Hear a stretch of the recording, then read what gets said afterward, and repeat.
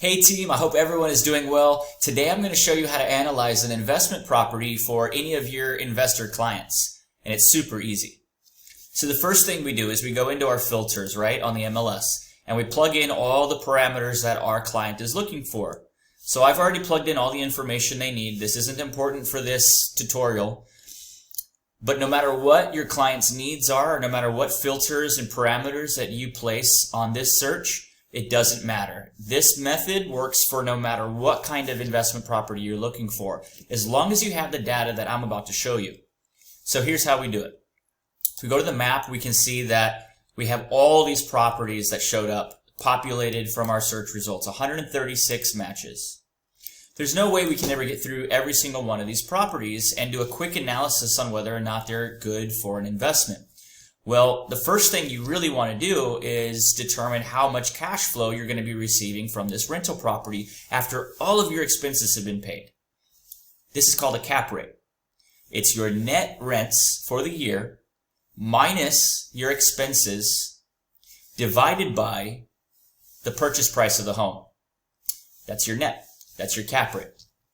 All right, so how do we do that? Easily, without spending hours and hours.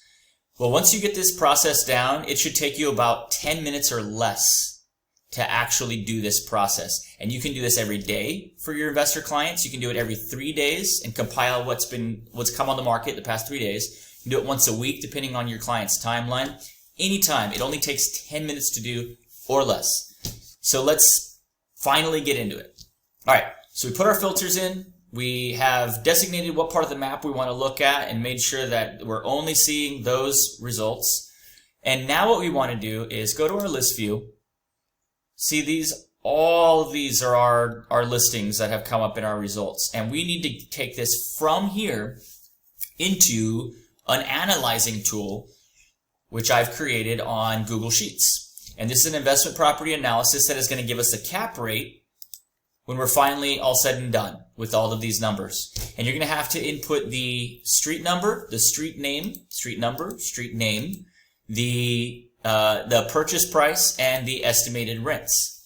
But you don't have to do that by hand. You can do that automatically, and here's how. We're going to click this button right here, this icon, the orange arrow that is downloading into this drive, and that's the fourth icon from the left. Click it. That's for exporting all of this data. So we're going to hit next. We're going to ask for a one-line summary because that's exactly what we're looking at here, and it just happens to be exactly what we're looking for. Next, and we want to make sure it's tab delimited text. That allows us to open it into any Sheets program, not just Excel. So click next, and your download is going to start automatically. In this case, it's a TSV file. It's a tab delimited file. All right, so let's jump over to our Sheets. We're going to import all of that data that we just downloaded, but we don't want to import it where it's supposed to be yet because the MLS provides a lot more information about the listings than we even care about to be able to determine what the cap rate is. So I'm going to select this cell right here that's below all of the cells that we're using for our data, but also in the same position that our actual street number is going to be on. So this is the first cell, G, row G, of our table. So this cell is in row G. So I know that when the street number lands here, it's going to be in the column it's supposed to be in already anyway. So I'm going to hit File, Import, Uploads, select File from your computer, and then select the most recent TSV file that you downloaded from the MLS and hit open. There we go. Now it wants to know how you prefer them to import this file, or how you prefer the system to import the file. You don't want to create a new sheet. You want to replace the data at the selected cell. That's why we put that cell there. Then the separator type is tab because you requested a tab delimited sheet. So now that you have these designated, replace data at selected cell, and to separate by tabs, you want to click Import Data. There it is. There's all the data from all of the results of your listings that came up for the rental property search for your investor. But again, you don't have to sift through all this information, and you don't have to spend any time analyzing it, really. All we're going to do is we're going to take out MLS status, the area, and the MLS number. We're just going to delete those, and we're going to delete cells and shift left. That way everything moves over instead of moving up or down or any other way. We want everything to move over into its proper place. So we're going to select this and see everything shift over. Now our street address number is in G, and there's so many results. There we go. And a street direction doesn't matter. We're just going to delete the street direction. Let's delete that cell. Let's shift it to the left. All right, we're making progress. This is going to be the purchase price. This is all going to be house data that we don't care about. So let's delete all of this stuff. Plus, I want to delete all of this stuff also. And this is just the type of home, which is single family detached. And that's what we selected anyway, so there's no reason to even know that. All right, so again, we're going to delete, view more cell actions. Oh, you can't do that when it's separated. Here's a tip within a tip. You're not allowed to delete the cells if it's separated like that. So let's try to see if we can Control Z. Nah, that doesn't work. All right, so now let's just try this again. Go. Delete cells, shift left, and then delete all these single family detached designations. All right, delete cells, shift left. All right, so this is all the information we actually need right here. Let me get down to the bottom, up to the top. There's so many homes. I'm glad I don't have to go through them individually. All right, so now what do we have? Everything is where it's supposed to be.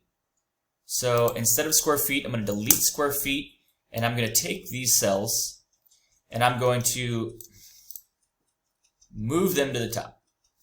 So you're going to select all of the cells. All right. We're going to grab it, and we're going to put it right where it needs to be.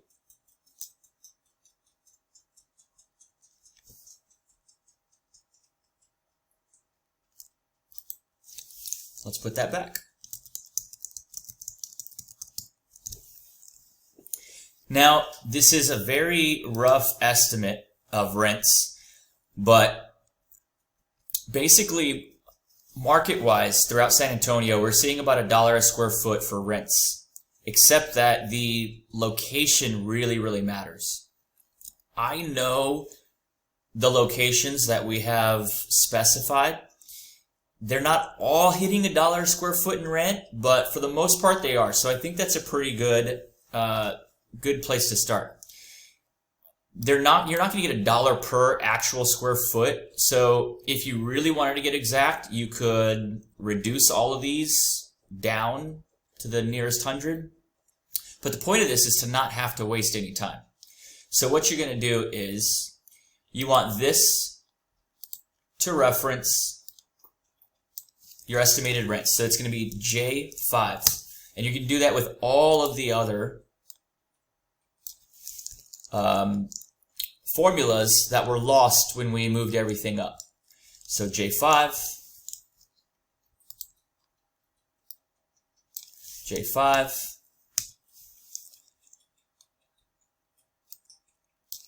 J5. Don't know why there's an exclamation point there, but all right. So this is going to be 2.35% for estimated taxes, and that's going to be based off of the purchase price. So that's that number there. Estimated taxes based on the purchase price, which is I5. All right. And now the only thing we have left to do is to reconfigure our formula for our cap rate, which is, like I said before, R5, our net rent, divided by the purchase price. And the purchase price in this case is I5. All right? Peter likes to do its own thing. All right, there we go. So now what you want to do is you want to take these points of data and fill it in all the way to the bottom. All right?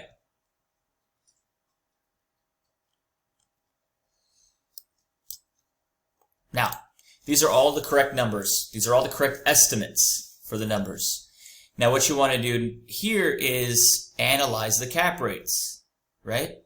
So we have to sort it because we don't care about low cap rates. Really, anything over 4% is going to be great, but we're going to choose anything under 3%. Anything over 3% is going to be great.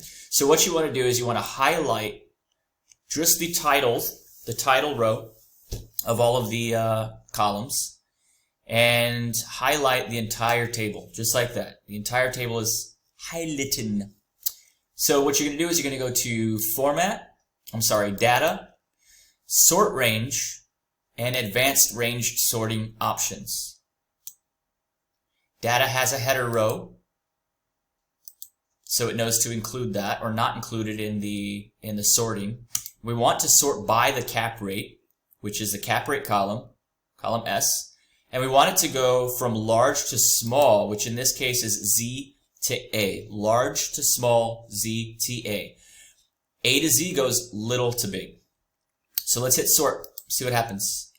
Boom. All right. I had it backwards. Sort range, sort. Data has a header. We're going to sort by the cap rate, and we want to go A to Z. There we go. All right. A to Z is larger to smallest. Largest to smallest. A to Z. So our number one property right here is at 4.94% cap rate. Almost a 5% cap rate, including all of these expenses. That includes our vacancy reserves. It includes the property management fees that would be associated with an investor purchasing a property to rent. It includes repair and maintenance reserves, and it includes the estimated insurance, and also the taxes. The estimated taxes are already taken out.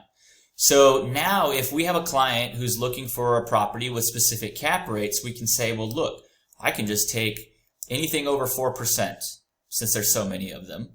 Anything over 4.5%. All right, here we go. Anything over 4.5%. That's those right there. My client's looking for anything over 4.5%. So I'm just going to take this analysis at 4.5%. I'm going to hit copy. All right. And I'm going to go to my email. And I'm creating an email for my client. Hello, client. Here is the property analysis for this week. Let me know if you have any questions. That sounds like a good question to ask, or good thing to say. So we're going to hit paste, and there's our table. And it shows our client the addresses, the price, the estimated rents, and the cap rate for each one of these properties here. But what if they actually want to look at these properties? Well, I'll show you how to do it, and I'm not going to show you on every single one for the sake of time. But in this case, what we want to do is we just want to type in the address real quick, Segovia Way. Okay, we'll do this for every one of these addresses. There's only like 8 or 9 here, so it's not going to take a lot of time. Just copy this address. Copy. Go to the Silva Property Group website. All right. And under search for homes, we have this search bar. And you just plug it in. Copy and paste. I'm sorry, I did that too quickly for you guys. I'll do it again. We're going to paste the address that we just typed into the email. Search for it. There it is. We're going to click it. We're going to take this URL, go back to our email, and now we're going to make this address a link. So you hit this button down here, insert link. You paste that link URL and hit OK. And now that text is a link to the property that they would be looking at or needing to see pictures of and other data based off of the spreadsheet that we created showing them that that's the property that has the highest cap rate in the city. You can make this bold. I recommend making it large. And letting the client know something like, you can see all of the property details by clicking or even better, visiting the link below.